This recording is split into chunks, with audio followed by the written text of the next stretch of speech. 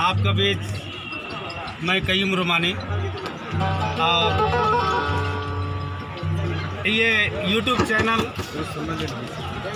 सीधे YouTube पर जाकर आप क्लिक करेंगे तो आपको नया से नया नागपुरी आधुनिक ठेठ गज़ल कव्वाली भोजपुरी अंदाज में आपको सुनने को और देखने को मिलेगा। और ये चैनल सनू राजा का नाम से चैनल खुद को है।